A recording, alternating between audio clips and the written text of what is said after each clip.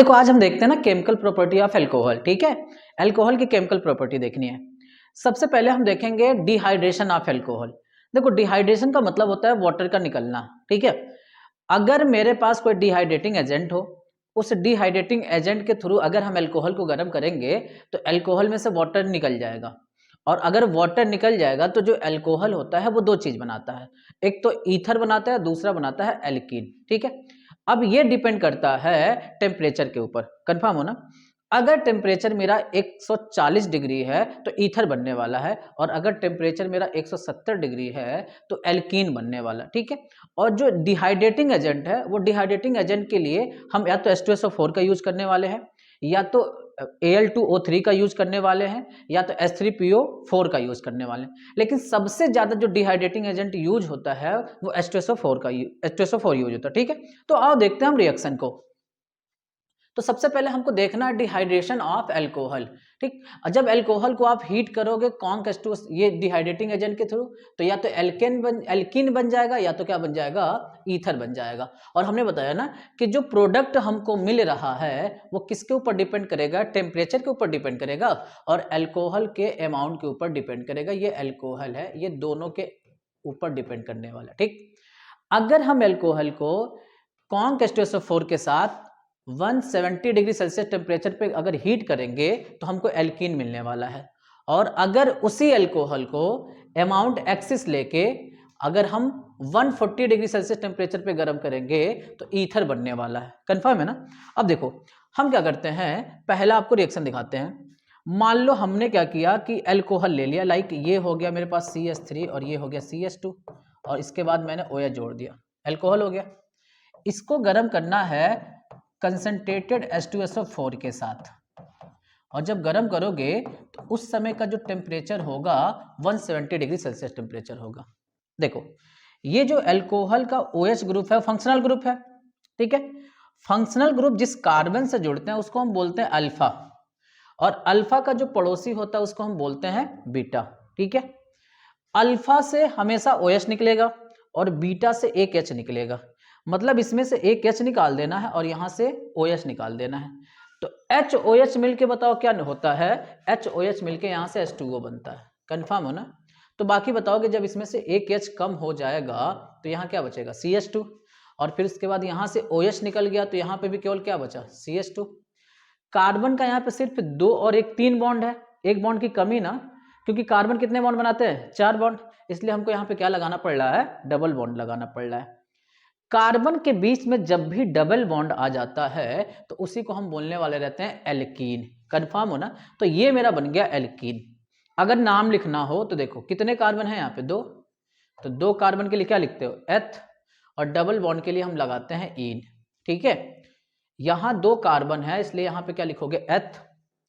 Alcohol के लिए N जोड़ा जाता है और लास्ट में OL जोड़ा जाता है, इसी का नाम हो गया एथिल अल्कोहल, भी इसको पढ़ते हो। यहां तक कोई दिक्कत नहीं है ना?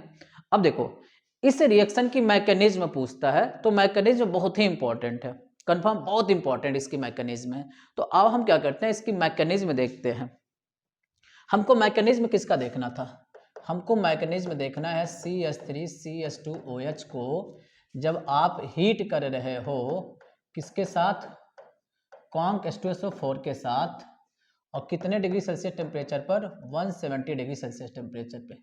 तो इसी का हमको मैकेनिज्म देखना है। देखो सबसे पहले जो तुम डिहाइड्रेटिंग एजेंट लिए हो H2SO4 उसको सबसे पहले तोड़ लेना मैकेनिज्म स्टार्ट करने से पहले। ठीक है, तो तुम्हारा काम है सबसे पहले हम यहाँ क्या करने वाले हैं, H2SO4 को हम तोड़ने वाले हैं। तो ये अगर हम H2SO4 को तोड़ेंगे तो देखो ये टूटेगा H+ और HSO4 माइनस। ये H+ को प्रोटॉन भी पढ़ सकते हो, इसको क्या पढ़ोगे, प्रोटॉन भी पढ़ सकते हो। ठीक है, ये जो प्रोटॉन होता है ना बड़ा बदमाश होता है। ठीक, इसकी हरकत जो होती है ना वो हमेशा क्या होती है, किसी ना किसी पे अटैक करना होता है। अब अगर हम बात करें स्टेप की तो ये देखो मान लो मेरे पास एक पहला स्टेप है। पहले स्टेप में क्या हुआ कि जैसे ये मान लो मेरे पास ये अल्कोहल था ऐसे, ठीक है, तो जब अल्कोहल है यहाँ पर, ये अल्कोहल है, तो ये क्या हो रहा है ना, ये जो H प्लस है, ये H प्लस जिसको प्रोटॉन कह रहे हो, वो क्या कर रहा है, इसके ऑक्सीजन को मार के भाग रहा है। तो अब क्या होगा कि जैसे ये मार के भागेगा, ऑक्सीजन इनको क्या करेगा, पकड़ के बैठा लेंगे। तो ये हो गया CH3 CH2O, ये ऐसे था, इसके H को क्या किया, पकड़ के बैठा लिया। इनके ऊपर का जितना भी धन था, जितना पॉजिटिव चार्ज था, हड़प लिया। ऑक्सीजन के ऊपर अगर चार्ज आता तो उसको हम ऑक्सोनियम आयन कहते हैं, ठीक है। तो पहले स्टेप में ऑक्सोनियम आयन बन गया। अब जैसे क्या होगा कि जैसे तुम ये प्रोटॉन को पकड़ के बैठाओगे तो प्रोटॉन अब बेचारा रोना शुरू करेगा। मतलब ये यहाँ पे तुमने इसको पकड़ के बैठाया है ना, तो ये रोना शुरू कर देगा।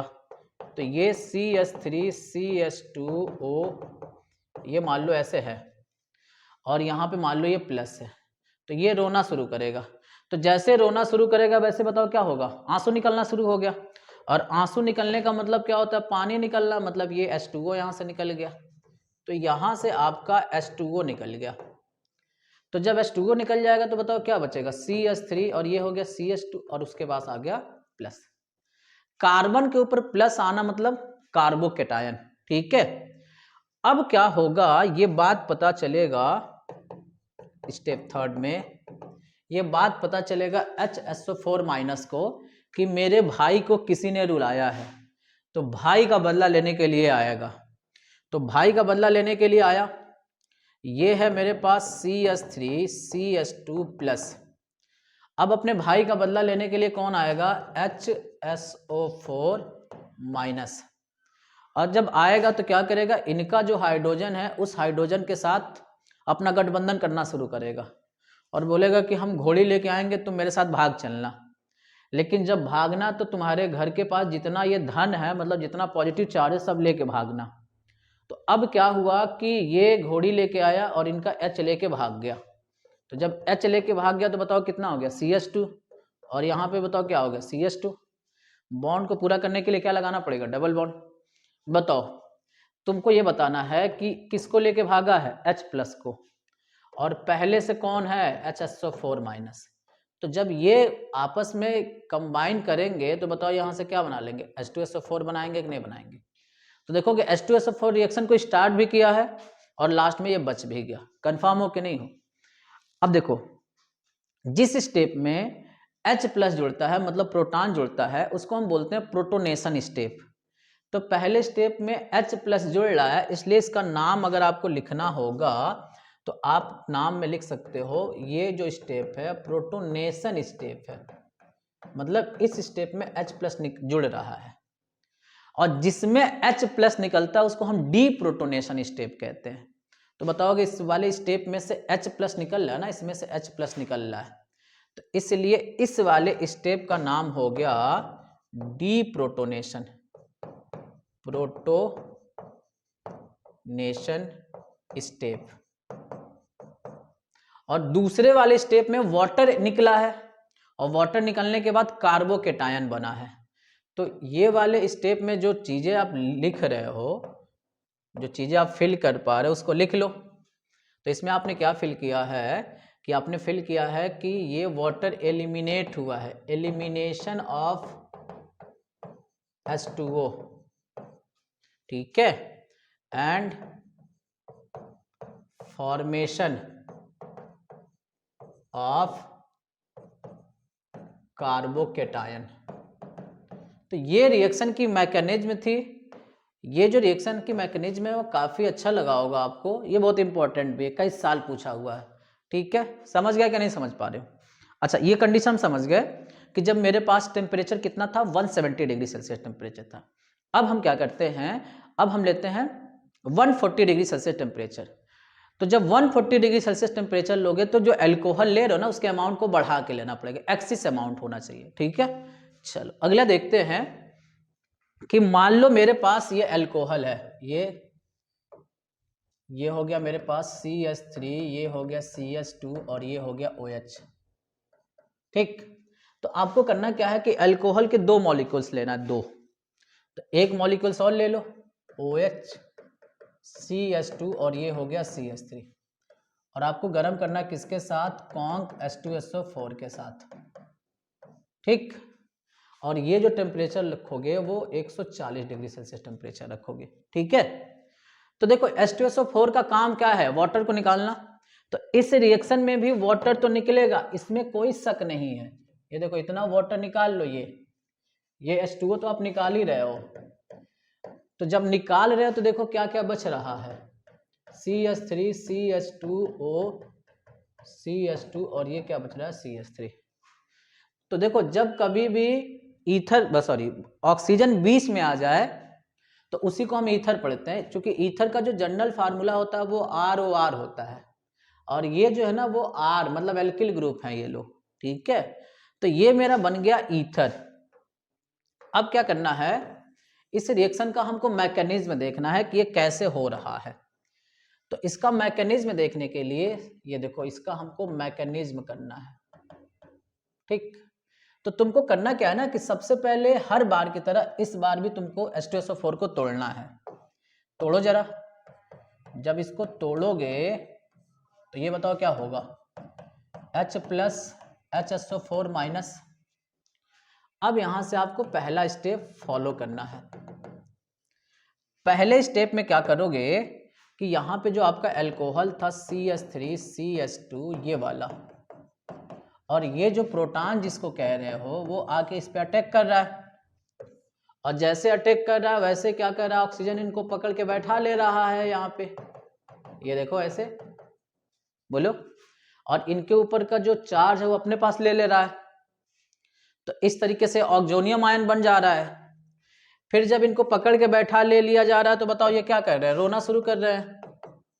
स्टेप सेकंड, अब यहां से जब ये रोएंगे, ये देखो कौन थे, CH3 CH2O और ये H और ये मेरा H हो गया, इनके पास ये प्लस है। तो जब रोना शुरू करेंगे यहां से, देखो जब यहां से रोना शुरू करेंगे तो बताओ यहां से क्या हो गया, H2O निकल गया, मतलब पानी निकल गया। तो बाकी बताओ यहां से कौन बचा, CH3 CH2 और इसके पास हो गया प्लस, बोलो। अब ये जब बात पता चलेगा किसको, HSO4 माइनस को, किसी ने मेरे भाई को रुलाया है तो बदला लेने के लिए यहां से आएगा HSO4। और ये बात पता चल गया इसको कि HSO4 जो है अब अपने भाई का बदला लेने के लिए आ रहा है, तो ये भी क्या करेगा, अपने भाई के पास जाएगा। जैसे देखो अल्कोहल के कितने मॉलिक्यूल्स हैं, 2, तो एक तो मॉलिक्यूल्स यहां तक पार्टिसिपेट कर लिया, एक बचा है ना। तो ये क्या होगा कि ये अपने अल्कोहल के दूसरे भाई के पास जाएगा और बोलेगा कि HSO4 बदला लेने के लिए आ रहा है। तो बोलेगा कि ये काम करो, तुमको एक काम ये करना है, ये अपना प्रोटेक्शन मांग रहा है अपने भाई से। तो अब देखो ये अगला जो स्टेप है, स्टेप थर्ड, उसमें ये जो अल्कोहल है ना, ये आपका जो अल्कोहल है CH3 CH2O और H, तो इसको बोलेगा एक काम करो, काम तुमको ये करना है कि ये जो मेरा ऑक्सीजन है उस ऑक्सीजन के साथ ऑक्सीजन को पकड़ के और तुम लटक जाओ ऐसे। ये बोलेगा तुम ऑक्सीजन को पकड़ के लटक जाओ, ऐसे लटक जाएगा। ये बोलेगा ठीक है हम तो ऑक्सीजन को पकड़ के लटक जा रहे हैं, पर ये क्या करो, जो धन है मेरे पास उसको तुम ले लो, क्योंकि उसका निगाह किस पे रहता है, धन पे ही रहता है। कंफर्म हो ना। लेकिन फिर भी ये अपने भाई का बदला लेने के लिए आएगा तो आएगा, ठीक है। तो ये अपने भाई का बदला लेने के लिए आ गया यहाँ पर। तो ये जो स्टेप नेक्स्ट था आपका स्टेप, ये इसमें देखो क्या हो रहा है, CH3 CH2O और H ऐसे है, और इसके साथ बताओ कौन पकड़ के लटका है, ऐसे, ये ऐसे लटका हुआ, इसके पास क्या है, प्लस। भाई का बदला लेने के लिए कौन आ रहा है, HSO4 माइनस। बस भाई का बदला लेने के लिए फिर इस बार क्या करेगा, इस बार ये बोलेगा इस H को फिर ये अपने माया जाल में फंसाएगा, और फंसाएगा, बोलेगा कि घोड़ी लेके आएंगे तुम भाग चलना। इसका H भी तैयार हो जाएगा, बोलेगा कि भागने से पहले धन जरूर ले लेना जो चार्ज है ये। तो फिर इसको क्या करेगा, ये HSO4 है ना, HSO4 माइनस, उस इस H और इस प्लस को लेके निकल लिया यहाँ से। तो बाकी बताओ कौन बचा, CH3 CH2O, और ये बताओ कौन बच रहा है, CH2, और ये क्या बच गया, CH3। ये वाला जब कंबाइन करेंगे तो बताओ कौन बनाएगा, H2SO4 बनाएंगे। तो देखो ये ईथर बन गया कि नहीं बन गया। आसान है कि नहीं आसान है, बहुत आसान है मैकेनिज्म। चलो ये बात तो हम सीख गए। अब अगला हमको हेडिंग पढ़ना है एस्टरिफिकेशन। एस्टरिफिकेशन बहुत इंपॉर्टेंट है, ठीक है, ये भी बहुत इंपॉर्टेंट था। और देखें एस्टरिफिकेशन का मतलब हो गया एस्टर का बनना, एस्टरिफिकेशन होता है। एस्टर का जो जनरल फार्मूला है वो क्या होता है, RCOOR। आप इसको ऐसे भी लिख सकते हो, देखो ये इसका फंक्शनल ग्रुप है, मतलब COO इसका फंक्शनल ग्रुप है। और आप इसको ऐसे लिख सकते हो C डबल बॉन्ड O और ये O दोनों साइड से बॉन्ड खाली है। कंफर्म हो ना, इसी को हम एस्टर बोलते हैं, ठीक। अब देखो अगर मान लो तुम्हारे पास कोई एसिड हो गया, ऑर्गेनिक एसिड की बात करोगे यहाँ पे, और उस ऑर्गेनिक एसिड का रिएक्शन हम अल्कोहल से कर दें, तो ये क्या बना लेगा, वो बना लेगा एस्टर, और इसके साथ साथ क्या निकलेगा, H2O। तो ये जो एस्टर बन रहा है इसी को हम क्या बोलने वाले हैं, एस्टरिफिकेशन बोलने वाले हैं। कंफर्म है ना, विथ एसिड। तो definition, when alcohol react with acid to form ester, this reaction is known as esterification. Confirm हो ना। अब देखो इस एसिड के जगह पे तुम किसका किसका यूज कर सकते हो, ये देखना आपको। सबसे पहले मैं आपको दिखता हूं, ये है आपके पास कार्बोक्सिलिक एसिड, ये कार्बोक्सिलिक एसिड का यूज करोगे। कार्बोक्सिलिक एसिड का जो फार्मूला होता है वो RC, यहां से डबल बॉन्ड O और ये OH, ये कार्बोक्सिलिक एसिड का फार्मूला।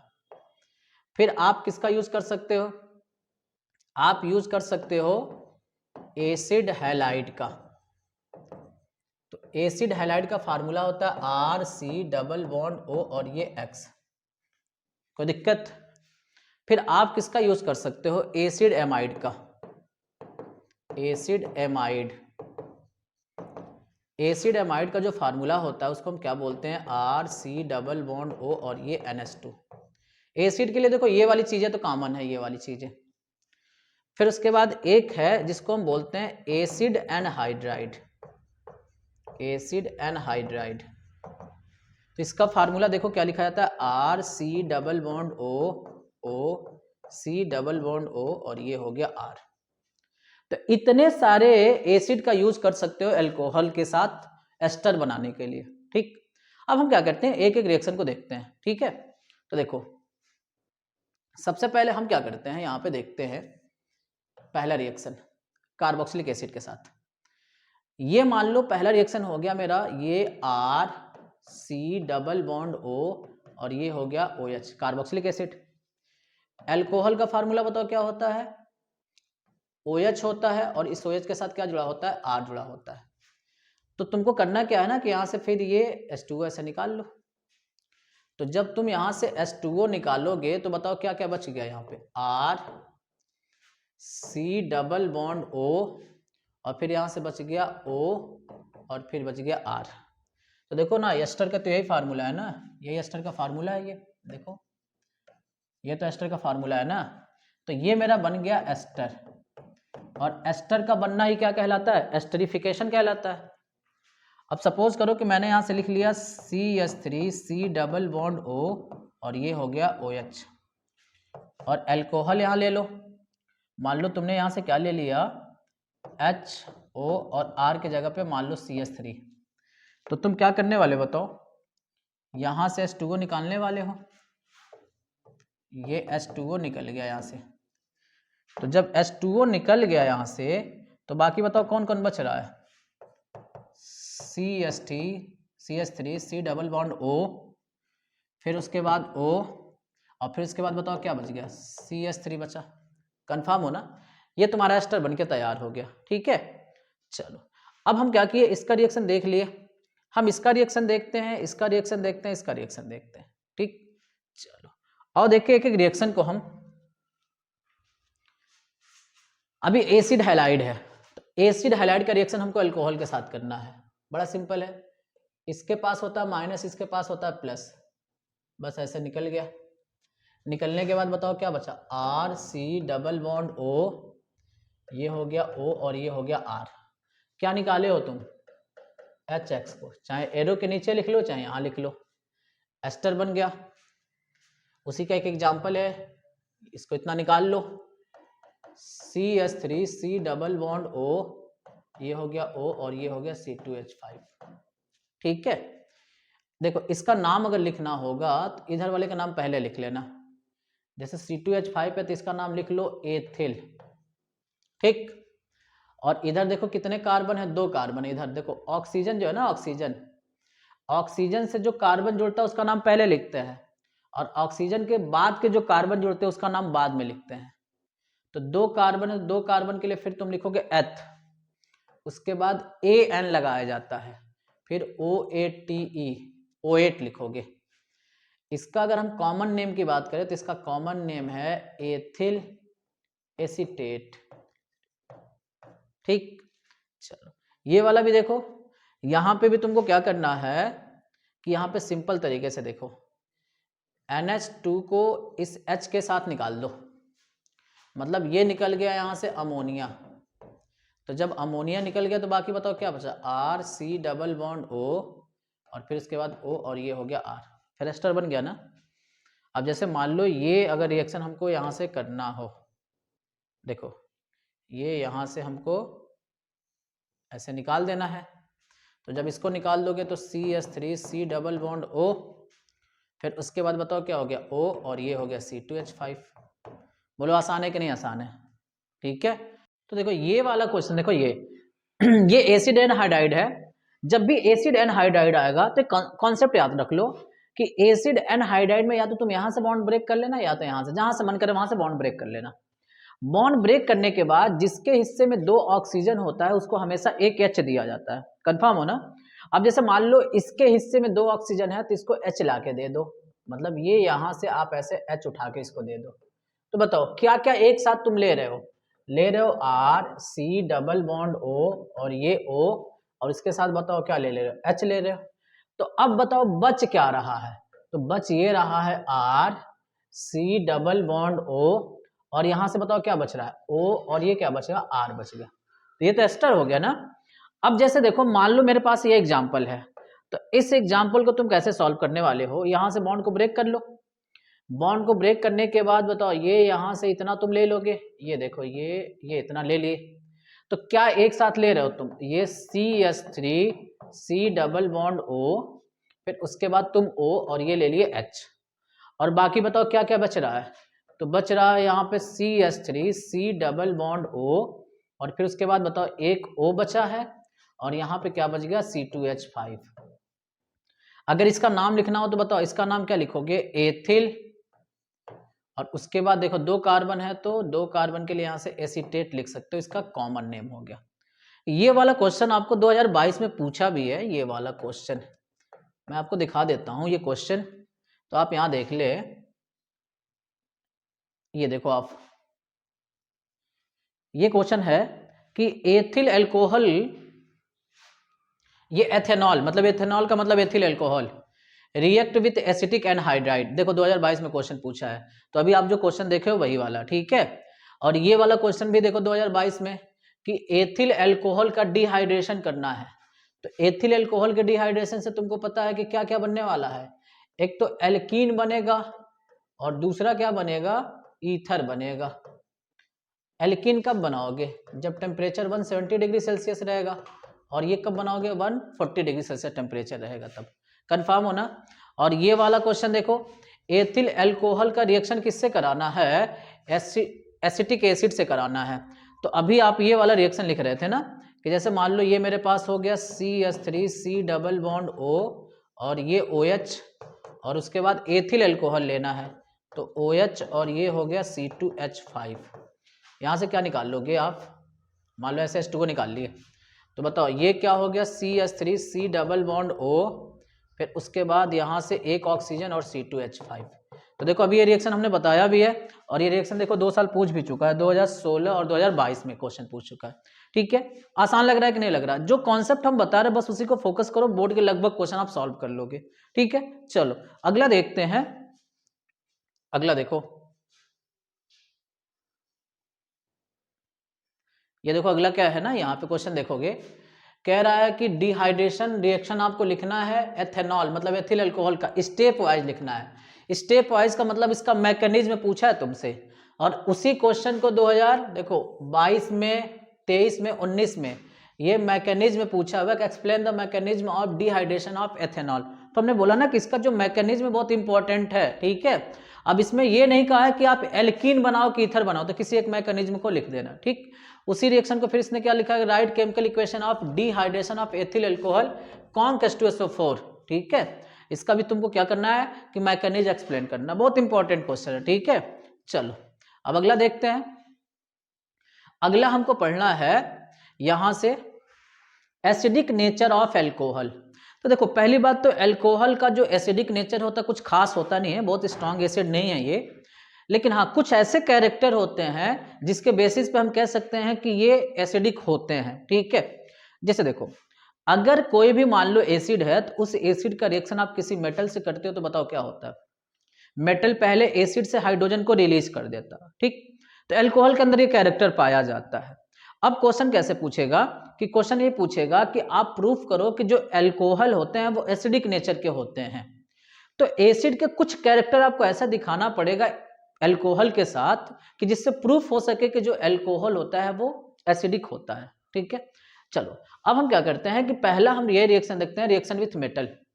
तो तुमको पता है कि जब एसिड मेटल के साथ रिएक्शन करता है तो हाइड्रोजन निकाल देता है उसमें से और सॉल्ट बनाता है। अब मान लो मेरे पास ये एल्कोहल है लाइक ROH, और उसके बाद मैंने यहां से सोडियम मेटल के साथ रिएक्शन करा दिया, तो सोडियम यहां से क्या करेगा, इस हाइड्रोजन को यहां से हटा देगा और खुद उसके जगह पे जाके ये विराजमान हो गया। अब अगर बात करें अगर हम एल्कोहल की, तो जो एल्कोहल है मान लो अगर हम इसको तोड़े तो ये क्या हो गया H+ और O- में कन्वर्ट हो गया।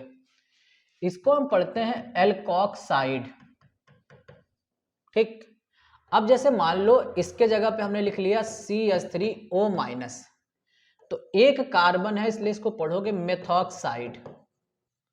उसी तरीके से मान लो अगर हम यहाँ पे लिख दिए C2H5O-, तो दो कार्बन इसलिए इसको लिखोगे एथॉक्साइड। अब अगर मान लो इसी माइनस के साथ हम किसी प्लस को जोड़ दिए, मतलब मेटल को लाके जोड़ दिए, जैसे मान लो हमने यहाँ पे लिख लिया CH3ONA, तो देखो अब प्लस वाला मतलब मेटल वाले का नाम पहले पढ़ा जाएगा, तो Na का मतलब होता है सोडियम, तो आप लिख लिए सोडियम और ये हो गया मेथॉक्साइड, ठीक। उसी तरीके से मान लो हमने लिख लिया यहाँ पे C2H5O और यहाँ से मान लो K पोटेशियम हो गया, तो इसका नाम क्या लिखोगे, पोटेशियम मेथॉक्साइड लिखोगे। अगर मान लो मैंने यहाँ पे एक एग्जांपल लिख लिया CH3OH और ये मान लो मेरा हो गया Na, तो यहाँ से क्या करने वाले हो, इस Na को, ये जो Na है इस हाइड्रोजन को हटा देगा यहाँ से, तो हटाने के बाद बताओ यहाँ से क्या हो गया CH3ONA हो गया कि नहीं हो गया, बोलो। इसका नाम क्या हो गया, सोडियम मेथॉक्साइड। जिस भी मेटल को अगर तुमको जोड़ना होगा, जैसे मान लो अगर हमको ये रिएक्शन कराना है C2H5OH और ये मान लो कैल्शियम के साथ रिएक्शन कराना है, तो सिंपल है, तुमको करना क्या है कि मान लो ये वाला जो है ना, ये वाला इतना ले लेना है आपको, हाइड्रोजन से पहले वाली चीज, मतलब C2H5O ले लेना है, इसके पास एक चार्ज, और जिस मेटल के साथ रिएक्शन कराना उस मेटल का चार्ज ले लो। जैसे मान लो अगर हमको यहाँ पे कैल्शियम से कराना रिएक्शन, तो कैल्शियम का 2 चार्ज होता है, अगर प्लस माइनस इक्वल है तो वैसे कट के डायरेक्ट जुड़ जाएगा, लेकिन अगर इक्वल नहीं है तो इसका चार्ज ट्रांसफर इसके पास हो जाएगा, इसका चार्ज यहाँ ट्रांसफर, मतलब ये C2H5O के पास ये 2 चार्ज ट्रांसफर हो गए। जो चार्ज आते हैं नंबर के फॉर्म में आते हैं, मतलब 2 प्लस है तो 2 नंबर आ गया, मतलब 2 लेटर वाला ये, और इसके बाद ये, अब ये देखो अगर यहाँ पे हम 1 है ना, तो कैल्शियम के पास 1 लिखो चाहे ना लिखो कोई मतलब नहीं है, मतलब ये हो गया यहाँ पे C2H5, ये O, ये 2 और ये हो गया Ca, तो कैल्शियम एथॉक्साइड इसको पढ़ने वाले हो, कंफर्म है ना, ये बात तो हम सीख गए। अच्छा देखो अगर हम बात करें यहाँ एल्कोहल का, तो ये जो एल्कोहल है बताओ क्या निकाल रहा है H+, H+ का मतलब होता है प्रोटॉन। अगर कोई कंपाउंड या कोई सबस्टेंस अगर H+ निकालते हैं, मतलब प्रोटॉन निकालते हैं, तो हम कहते हैं कि वो एसिड है। कंफर्म हो ना? उसको हम बोलते हैं ब्रोंस्टेड एसिड बोलते हैं। तो फिनॉल बताओ क्या निकाल रहा है? H+ तो निकाल रहा है। अब इस H+ के निकालने वैसे उसको क्या बोलोगे? ब्रोंस्टेड एसिड बोलोगे। ये बात कंफर्म हो गया ना? चलो, अब एक बात याद रखना, एल्कोहल, अगर हम बात करें एल्कोहल का जो एसिडिक कैरेक्टर है, स्ट्रांग होगा कि वीक होगा, वो डिपेंड करता है ये H+, ये जो प्रोटॉन है उसके रिलीजिंग कैपेसिटी के ऊपर। अगर ज्यादा अमाउंट में H+ कोई रिलीज करेगा, कंफर्म हो कि नहीं, जल्दी रिलीज करेगा, कंफर्म हो, तो उसका जो स्ट्रेंथ होता है थोड़ा ज्यादा होता है। कंफर्म हो कि नहीं हो? अब अगर हम बात करें, मेरे पास वाटर है और अल्कोहल है, तो वाटर भी H निकाल देता है और अल्कोहल भी क्या निकाल देता है? H निकाल देता है, H+। लेकिन हम दोनों के पूछे कि इन दोनों में कौन स्ट्रांग, चूंकि दोनों बहुत स्ट्रांग एसिड नहीं है, पर थोड़े थोड़े एसिड के कैरेक्टर रखे हुए हैं, ठीक है। अगर हम पूछे कि इन दोनों में स्ट्रांग एसिड कौन है, तो याद रखना वाटर जो होता है वो अल्कोहल से अच्छा एसिड होता है, क्योंकि वाटर जो होता है वो काफी आसानी से H+ रिलीज कर देता है, ठीक है। अल्कोहल इतनी आसानी से H+ रिलीज नहीं करता। कंफर्म हो कि नहीं? तो क्या क्या चीजें सीख गए कि अल्कोहल ब्रोंस्टेड एसिड है। दूसरी चीज क्या है कि अल्कोहल जो होता है वीक एसिड है compare to the water. Confirm है ना? चल, इस पॉइंट को आप देख भी सकते हो। यहां देखो कि यहाँ पे क्या है कि जो अल्कोहल है ब्रोंस्टेड एसिड की तरह बिहेव करता है, क्योंकि प्रोटॉन को डोनेट करता है, और वाटर स्ट्रांग एसिड है अल्कोहल के कंपेयर में, क्योंकि ये वाटर जो होता है बहुत बढ़िया प्रोटॉन डोनर होता है, ठीक है। एक बात याद रखना, अल्कोहल में जो सिर्फ पहला मेंबर CH3OH वाला है वही बस स्ट्रांग एसिड होगा वाटर से। मतलब देखो, सारे अल्कोहल वाटर से स्ट्रांग नहीं है, सिर्फ पहला मेंबर है। कंफर्म हो ना? अगर मान लो ये मेरे पास रिएक्शन हो, तो अगर हमको यहां से देखा जाए तो देखो यहाँ पे क्या होगा कि यहां से देखो ये एसिड अगर है तो ये बेस हो गया, तो बेस अगर एसिड का रिएक्शन किया जाता है तो बताओ H2O निकलता है, यहां से OH और यहां से क्या निकलेगा? HOH मिलके यहां वाटर निकाल लिए, तो बताओ यहां से क्या बचा? CH3ONA बचा ना? कंफर्म हो? अगर यहां रिएक्शन हम देखें तो फिर वही कहानी करोगे, यहां से OH और यहां से H, तो यहां से देखो ये हो गया मेरा H2O और ये हो गया C2H5OH। ये कंफर्म है ना? ये C2H5OH हो गया। अगर इन दोनों में हम बात करें ना, तो ये वाला मेरा रिएक्शन पॉसिबल हो सकता है, पर ये पॉसिबल नहीं हो सकता। पूछो क्यों? क्योंकि यहां पे देखोगे वाटर का फॉर्मेशन हो रहा है ना, तो तुमको पता है कि जो वाटर होता है वो अल्कोहल से ज्यादा स्ट्रांग होता है, तो भाई ये ज्यादा स्ट्रांग है तो इसकी कैपेसिटी थोड़ी ना इसको बनाने की। कंफर्म हो कि नहीं हो? लेकिन ऊपर वाला पॉसिबल इसलिए है क्योंकि यहाँ पे जो ये वाला अल्कोहल है वो वाटर से ज्यादा स्ट्रांग है, तो ये तो वाटर यहाँ रिलीज कर सकता, बना सकता है, पर ये वाले नहीं बना सकते। कंफर्म हो कि नहीं हो? इसी तरीके से अगर हम यहाँ पे बात करें, यहाँ पे अगर हम बात करते हैं अल्कोहल के साथ रिएक्शन कराने की, तो देखो यहाँ पे भी क्या होगा, ये देखो ये बाइकार्बोनेट है, सोडियम बाइकार्बोनेट। तो अगर बाइकार्बोनेट की बात करें तो देखो, जब भी किसी एसिड का रिएक्शन बाइकार्बोनेट से करते हैं तो देखो क्या बनता है, कार्बन डाइऑक्साइड बनता है, और उसके बाद यहाँ से H2O निकलता है और यहाँ पे सॉल्ट बनता है। तो सॉल्ट बनाने के लिए यहाँ से क्या होगा, RONA, ये सॉल्ट ही है। इसको कंबाइन फॉर्म में अगर हम लिखना चाहें तो हम इसको ऐसे लिख सकते हैं ना, H2CO3। ये जो एसिड है, ये एसिड है, ये जो एसिड है इस अल्कोहल के कंपेयर में स्ट्रांग है, इसलिए ये वाले भी रिएक्शन पॉसिबल नहीं है। इसलिए याद रखना कि जो अल्कोहल है वो बाइकार्बोनेट के साथ भी रिएक्शन नहीं कर सकता। समझ गए कि नहीं समझ पा रहे हो? चलो, ये बात तो हम सीख गए। चलो आगे की बातें हम कुछ सीखते हैं। और अब हमको देखना है यहां पर इसका ऑक्सीडेशन। तो जो अल्कोहल होता है ना, अल्कोहल अपने ऑक्सीडेशन से क्या क्या चीजें दे सकता है? अल्कोहल के ऑक्सीडेशन से एल्डिहाइड मिलता है, कीटोन मिलता है और कार्बोक्सिलिक एसिड मिलता है। कंफर्म है ना? ये डिपेंड करता है अल्कोहल के टाइप्स और जो ऑक्सीडाइजिंग एजेंट लियो उसके ऊपर। अल्कोहल जो होते हैं 3 टाइप में लेना है, 1 डिग्री, 2 डिग्री और 3 डिग्री, पहली चीज है। दूसरी चीज है, जो ऑक्सीडाइजिंग एजेंट होते हैं वो दो टाइप में होते हैं, एक माइल्ड ऑक्सीडाइजिंग एजेंट होता है और एक स्ट्रॉन्ग ऑक्सीडाइजिंग एजेंट होता है। कंफर्म हो ना? अगर मान लो माइल्ड ऑक्सीडाइजिंग एजेंट है तो mild oxidising agent 1 degree alcohol के साथ एल्डिहाइड बनाता है, ठीक। फिर अगर 2 डिग्री अल्कोहल है तो 2 डिग्री अल्कोहल जो होता है वो कीटोन बनाएगा और 3 डिग्री अल्कोहल नई रिएक्शन करने वाला है, ठीक है। तो चलो ये बात हमको पता है कि 1 डिग्री अल्कोहल जो है वो एल्डिहाइड देगा माइल्ड ऑक्सीडाइजिंग एजेंट के साथ और 2 डिग्री कीटोन, और ये क्या होगा, रिएक्शन नहीं करेगा। अब देखो माइल्ड ऑक्सीडाइजिंग एजेंट में किसका किसका यूज करने वाले हो। एक तो हम यूज करने वाले पीसीसी। पीसीसी का पूरा नाम है पिरिडीनियम क्लोरोक्रोमेट, और दूसरा यूज करने वाले हम पीडीसी, पिरिडीनियम डाइक्रोमेट। तो पहले तो अगर आपके मन में इसका फार्मूला लिखने की तलब लग रही हो तो देखो ये पिरिडीनियम का फार्मूला आप ऐसे लिख सकते हो, यहाँ पे N होगा, ठीक है। और उसके बाद ये और उसके साथ आपको ले लेना है HCl प्लस CrO3। ये पूरे मिक्सचर को हम क्या बोलेंगे, पीसीसी बोलेंगे। और अगर पीडीसी की बात करें तो देखो ये आप ऐसे ले लिया, उसके बाद आपको लिखना डाइक्रोमेट। तो डाइक्रोमेट का फार्मूला होता है Cr2O7-, ये डाइक्रोमेट होता है। तो जब ये दोनों मिक्सचर ले लोगे तो इसी मिक्सचर को पीडीसी बोलोगे। अब ये देखो जॉन्स रिएजेंट क्या होते हैं, जॉन्स रिएजेंट ये देखो ये दो टाइप में हम लिख सकते हैं, CrO3, और अगर इस CrO3 के साथ CH3COCH3 ये एसीटोन है। अगर ये मिक्सचर लिए हो तो ये भी क्या है, जॉन्स रिएजेंट कहलाएंगे।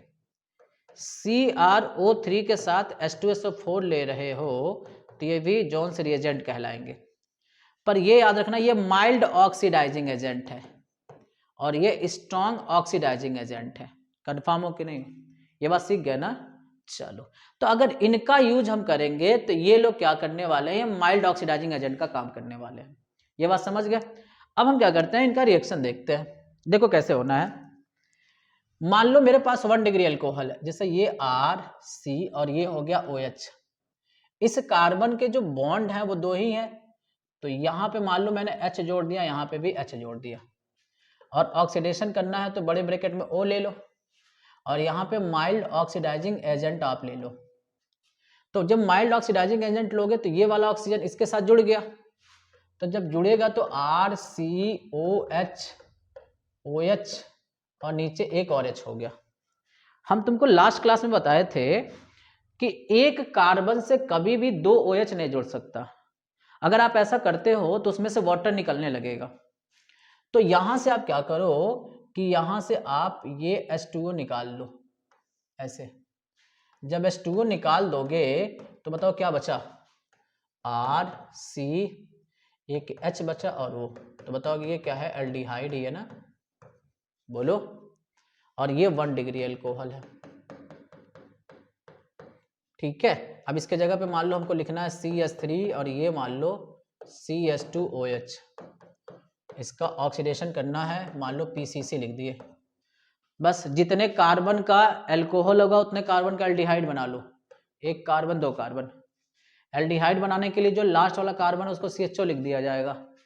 बाकी इस कार्बन के बॉन्ड को पूरा करना है तो 3 लिख लो, ठीक है। उसी तरीके से अगर मान लो मेरे पास 2 डिग्री हो, 2 डिग्री का मान लो RCR, ये हो गया OH ऐसे, समझ गए। ये मान लो ऐसा हो गया, मेरे पास 2 डिग्री का अल्कोहल है। इसका फिर से ऑक्सीडेशन करना है माइल्ड ऑक्सीडाइजिंग एजेंट के साथ। ऑक्सीजन फिर क्या करो, हाइड्रोजन के साथ कंबाइन कर लो, हमेशा ऑक्सीजन हाइड्रोजन के साथ कंबाइन होगा। तो RCOH OH और ये बताओ क्या हो गया R। फिर गड़बड़ हो गया ना, एक कार्बन के साथ 2 OH नहीं जोड़ सकते। अगर ऐसा हो गया तो बताओ क्या होगा, तुरंत आपको यहां से H2O निकाल लेना है, H2O निकल जाएगा। तो बाकी बताओ क्या क्या बच रहा, R, फिर C बच रहा है, फिर O बच रहा है, और फिर ये R। तो ये तो कीटोन ही है ना जी, बोलो। ये बात समझ गया कि नहीं समझ पा रहे हो, ठीक है। और 3 डिग्री अगर अल्कोहल रहेगा, 3 डिग्री, तो तुम बताओ क्या होने वाला है, ये CR और एक और R हो गया, ठीक है। अगर इसका ऑक्सीडेशन बाय द वे कर भी रहे हो तो बताओ इस ऑक्सीजन को कहीं जुड़ने वाला H दिख रहा है क्या? नहीं ना, इसलिए नो रिएक्शन। तो 1 डिग्री 2 डिग्री 3 डिग्री अल्कोहल में अगर डिफरेंस पूछे तो इनको डिफरेंशिएट करने के लिए आप ये ऑक्सीडेशन प्रोसेस को फॉलो कर सकते हो। कंफर्म है ना? पूछता भी है, पूछने की संभावना भी है। अब हमको क्या करना है कि ऑक्सीडाइजिंग एजेंट के बारे में, स्ट्रॉन्ग ऑक्सीडाइजिंग एजेंट के बारे में देखना है। तो देखो, अगर स्ट्रॉन्ग ऑक्सीडाइजिंग एजेंट है तो 1 डिग्री अल्कोहल है तो वो तो एल्डिहाइड देगा, लेकिन वो एल्डिहाइड फिर क्या होता है, कार्बोक्सिलिक एसिड में कन्वर्ट हो जाता है। कंफर्म हो ना? चलो, और 2 डिग्री अल्कोहल है तो वो कीटोन में कन्वर्ट होगा, लेकिन फिर वो किस में कन्वर्ट हो जाएगा, फिर वो कन्वर्ट हो जाएगा कार्बोक्सिलिक एसिड में। कंफर्म हो? 3 डिग्री का जो केस है यहां पे भी नहीं लगेगा। स्ट्रॉन्ग ऑक्सीडाइजिंग एजेंट में KMnO4, K2Cr2O7, HNO3 या क्रोमिक एसिड, ये सोडियम डाइक्रोमेट का H2SO4 के साथ जो सोल्यूशन होता है वो क्रोमिक एसिड हो गया, ठीक। अब अगर मान लो, अगर हमको यहाँ पे देखना है, जैसे 1 डिग्री अल्कोहल है, मान लो 1 डिग्री अल्कोहल का हमको देखना है रिएक्शन, ये हो गया RCOH, ये OH यहाँ ना लिख के आप नीचे आप लिख लो, ये OH, यहाँ H और यहाँ H। तो अगर हम यहां से बात करें इनका ऑक्सीडेशन की, यहां जोड़ोगे लाके, ये स्ट्रॉन्ग ऑक्सीडाइजिंग एजेंट हैं, तो देखो ये RCOH, यहां भी OH और ये बताओ क्या हो गया H। तो एक बात बताओ, यहां से एक कार्बन के साथ फिर 2 OH जुड़ गए ना, एक कार्बन के साथ 2 OH जुड़ना अच्छी बात नहीं है। यहां से इनको हटा लो H2O, तो जब यहां से हटा लोगे तो बताओ कौन कौन बचेगा, यहां से RCHO बचा। अब यहां से तुमको क्या करना है, ये फिर से ऑक्सीडाइज हो जाएगा, तो जब फिर से ऑक्सीडाइज हो जाएगा तो इस ऑक्सीजन को यहां पे लाके दे दो, तो RCOOH कार्बोक्सिलिक एसिड में कन्वर्ट हो गया। कंफर्म हो?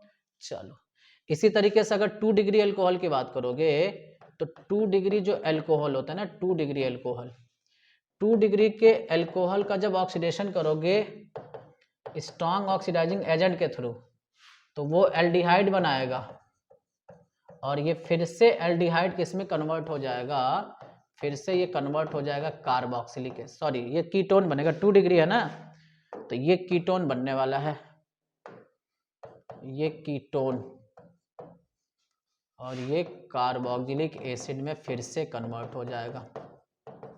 कंफर्म हो? ये बात तो देख गए ना। अब एक आपके सामने एक ये हेडिंग है, मेथिलेटेड स्पिरिट या डीनेचर अल्कोहल किसे कहते हैं। अल्कोहल का यूज ज्यादातर जो होता है वो ड्रिंकिंग पर्पज से होता है, पर देखो अल्कोहल जो है ना वो काफी अच्छी चीज है। अल्कोहल तो पहली बात एक एनाल्जेसिक होता है। एनाल्जेसिक का मतलब होता है जो मतलब पेन में जो रिलीफ प्रोवाइड करता है वो एनाल्जेसिक होते हैं, ठीक है। अब ये जो एनाल्जेसिक होते हैं वो 2 टाइप में होते हैं, एक नार्कोटिक वाले होते हैं, एक नॉन नार्कोटिक होते हैं, ठीक है। जिस एनाल्जेसिक का एडिक्शन हो जाता है उसको हम क्या बोलते हैं, नार्कोटिक बोलते हैं। कंफर्म हो? जैसे अल्कोहल है ना, वो पेन में तो काफी हेल्पफुल होता है, लेकिन अल्कोहल जब आप ले रहे हो तो आप इसके एडिक्ट भी हो सकते हो। कंफर्म हो कि नहीं हो? इसीलिए याद रखो कि पेन के ड्यूरेशन में कभी भी डॉक्टर अल्कोहल को प्रीफर नहीं करता ताकि आपको एडिक्शन ना हो जाए, ठीक। लेकिन है अच्छा, एनाल्जेसिक बहुत अच्छा है ये, ठीक है। दूसरी चीज देखो, अल्कोहल जो होता है बहुत अच्छा सॉल्वेंट भी है। अल्कोहल जो होता है वो फ्यूल का भी काम करता है। जैसे परफ्यूम वगैरह में क्या होता है कि अल्कोहल होता है, परफ्यूम के आगे अगर आप मान लो परफ्यूम स्प्रे करके उसके आगे आपने थोड़ी सी माचिस की तिल्ली लगा दी या लाइटर लगा दिया, तुरंत आग पकड़ लेगा। कंफर्म हो कि नहीं कंफर्म हो? पेट्रोल में भी क्या होता है कि एथिल अल्कोहल का यूज किया जाता है, ठीक है। तो ये फ्यूल का भी काफी अच्छा काम करता है, लेकिन इसका सबसे ज्यादा जो यूज हो रहा है वो ड्रिंकिंग पर्पज से होता है। अब सपोज करो कि हमको क्या करना है, एथिल अल्कोहल का ट्रांसपोर्टेशन एक जगह से दूसरी जगह करना है, तो किसी ट्रक के थ्रू हमने क्या किया कि एथिल अल्कोहल का ट्रांसपोर्टेशन करना था मेरे को। अब पता चला कि जिस ट्रक के थ्रू आप कर रहे हो उसका जो ड्राइवर है वो अल्कोहलिक है, तो उसको जब ये बात पता चल जाएगा कि इसमें अल्कोहल है तो बैठ के कहीं पीने के मूड में आ जाएगा। कंफर्म हो? तो अब क्या होगा कि ये मिसयूज से बचने के लिए, ठीक है, उसमें क्या किया जाएगा, कुछ पॉइजनस सब्सटेंस या कुछ टॉक्सिक सब्सटेंस मिला दिया जाएगा। जैसे मेथिल अल्कोहल एक टॉक्सिक है, वो भी अल्कोहल ही है पर वो टॉक्सिक है, कंफर्म हो ना। अब क्या होगा कि जैसे उस एथिल अल्कोहल में तुमने क्या किया, मेथिल अल्कोहल मिला दिया, तो वो क्या हो गया, वो भी एक तरीके से पॉइजनस हो गया। अब वो क्या है कि पीने के लिए अनफिट है, मतलब आप उसको ड्रिंक नहीं कर सकते। बाकी काम में तो आप यूज कर सकते हो ना, पेट्रोलियम में जरूरत है तो पेट्रोलियम में कौन सा आपको पीना थोड़ी ना है, ठीक है। तो इसके लिए मान लो आपने क्या किया कि उसमें जब मेथिल अल्कोहल मिला दिया तो वो भी क्या हो गया, टॉक्सिक हो गया, ठीक। तो ये जो एथिल अल्कोहल को जब आप टॉक्सिक बना दे रहे हो, कंफर्म हो ना, इसी को हम बोलते हैं मेथिलेटेड स्पिरिट, या तो इसी को हम डीनेचर स्पिरिट, डीनेचर अल्कोहल भी बोलते हैं। तो देखो इसमें क्या है कि ethyl alcohol generally use drinking purpose, while ethyl alcohol is important compound in many field, to stop its misuse add some toxic substance like methyl alcohol, thus it become unfit for drinking purpose. This alcohol is known as methylated spirit। Confirm हो ना, ये बात तो समझ गए। तो ये भी क्वेश्चन कभी कभी आपको लिखने के लिए आ जाता है कि right short note about methyl alcohol, ठीक। चल अगला देखते हैं। अब ये क्वेश्चन तो मैंने अभी आपको बता दिया कि कैसे करना है, फिर उसके बाद ये वाला क्वेश्चन भी आप देख लिए। ये वाला क्वेश्चन मैं आपको बताया भी हूं, पर फिर मैं आपको बता दूंगा कि जब भी देखो, याद रखो कि जब भी आपको PCl5 का रिएक्शन आए तो मेरा एक कॉन्सेप्ट है मटका कॉन्सेप्ट, उसी कॉन्सेप्ट से PCl5 का रिएक्शन आप कर लेना। जैसे यहाँ पे मान लो दिया हुआ एथेनॉल का रिएक्शन PCl5 से आपको करना है, मैं दिखाता हूँ आपको। एथेनॉल का मतलब हो गया C2H5OH, मतलब ये C2H5OH का रिएक्शन आपको कराना है PCl5 से। तो हम आपको एक मटका कॉन्सेप्ट सिखाने वाले हैं। जैसे मान लो ये मेरा रिएक्शन था, ROH का रिएक्शन हमको करना है PCl5 के साथ। ये अल्कोहल, कोई भी अल्कोहल ले सकते हैं, एनीथिंग, कुछ भी। तो करना क्या कि ये सबसे पहले अल्कोहल को ऐसे लिख लेना, ये P5 क्लोरीन के साथ जुड़ा है, तो ये पांचों क्लोरीन को ऐसे जोड़ लो।